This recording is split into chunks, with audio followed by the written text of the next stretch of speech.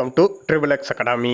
அனைவருக்கும் வணக்கம். இன்றைக்கி நம்ம இந்த வீடியோவில் என்ன பார்க்க போகிறோம் அப்படின்னு சொல்லிட்டு பார்த்தோம்னா, பாட செக்யூரிட்டி போர்ட்ஸ்லேருந்து நமக்கு ஒரு ரெக்ரூட்மெண்ட் ஆனது ரிலீஸ் பண்ணியிருக்காங்க. அந்த ரெக்ரூட்மெண்ட்டை பற்றின A to Z இன்ஃபர்மேஷன் தான் நம்ம இந்த வீடியோவில் பார்க்க போகிறோம். வீடியோவை ஸ்கிப் பண்ணாமல் பாருங்கள். வாங்க வீடியோக்குள்ளே போகலாம். நமக்கு எந்த டிபார்ட்மெண்ட்லேருந்து இந்த நோட்டிஃபிகேஷன் ரிலீஸ் பண்ணியிருக்காங்க அப்படின்னு சொல்லிட்டு பார்த்தீங்கன்னா, பாட செக்யூரிட்டி போர்ட்ஸ் அதாவது PSFலேருந்து ரிலீஸ் பண்ணியிருக்காங்க. என்ன போஸ்ட் அப்படின்னு சொல்லிட்டு பார்த்தீங்கன்னா, கான்ஸ்டபிள் போஸ்ட்டு தான். அது போர்ட்ஸ் பேஷனுக்கான நோட்டிஃபிகேஷன் தான் ரிலீஸ் பண்ணியிருக்காங்க. வேகன்சி எவ்வளோ கொடுத்துருக்காங்க அப்படின்னு சொல்லிட்டு பார்த்தீங்கன்னா 391 வேகன்சி வந்து நமக்கு வந்து சொல்லியிருக்காங்க. இதில் வந்து நீங்கள் செலக்ட் ஆனீங்க அப்படின்னு சொல்லிட்டு பார்த்தீங்கன்னா, உங்களுக்கான ஜாப் லொக்கேஷன் எங்கே இருக்கும் அப்படின்னு சொல்லிட்டு பார்த்தீங்கன்னா, ஆல் ஓவர் இந்தியாவில் எங்கே வேணாச்சும் ஜாப் லொக்கேஷன் வந்து கொடுக்குறாங்க. உங்களுடைய சேலரி என்ன அப்படின்னு சொல்லிட்டு பார்த்தீங்கன்னா 21,700 வந்து ஃபஸ்ட்டு வந்து உங்களுடைய சேலரி சொல்லியிருக்காங்க. அலௌன்ஸ்மெண்ட்டோட உங்களுக்கு வந்து 30 ரூபாய்க்கு மேலே தான் உங்களுக்கான சேலரி வந்து ஃபஸ்ட்டு மந்த்து சேலரியை கொடுப்பாங்க.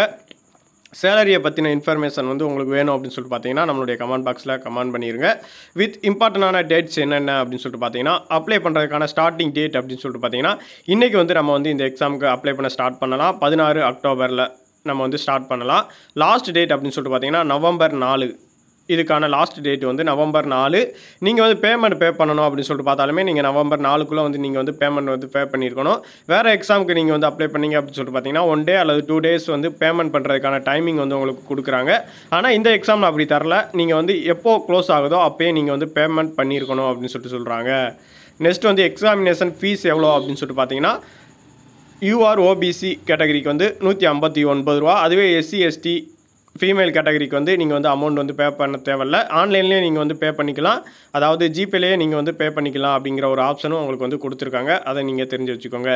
இந்த எக்ஸாமுக்கு வந்து குவாலிஃபிகேஷன் என்ன இருக்கணும் அப்படின்னு சொல்லிட்டு பார்த்தீங்கன்னா, நீங்கள் 10th பாஸ் பண்ணியிருந்தாலே இந்த எக்ஸாமுக்கு குவாலிஃபைடு தான். ஆனால் இது போர்ட்ஸ் கோட்டாக்கான வேக்கன்சி அப்படிங்கவும் நீங்கள் வந்து போர்ட்ஸ் சர்டிஃபிகேட் வந்து கண்டிப்பான முறையில் வச்சுருந்தால் மட்டுமே இதுக்கான எலிஜிபிலிட்டி வந்து சொல்லியிருக்காங்க.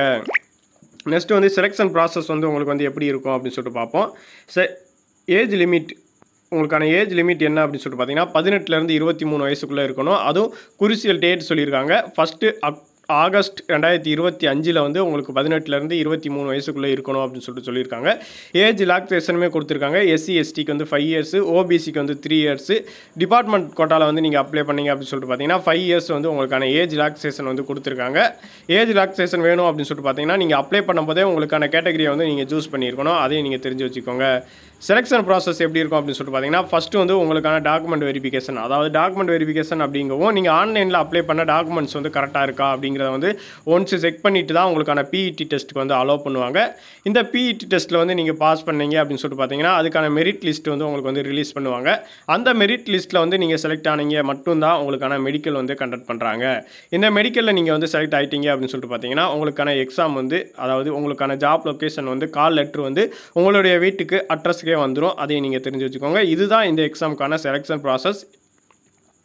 வேறு எதுவும் டவுட்ஸ் வந்து இந்த எக்ஸாமை பற்றின வரைக்கும் உங்களுக்கு இருந்துச்சு அப்படின்னு சொல்லிட்டு பார்த்தீங்கன்னா, நம்மளுடைய கமெண்ட் பாக்ஸில் கமெண்ட் பண்ணிடுங்க.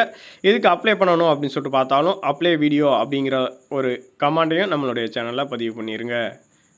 நன்றி, வணக்கம்.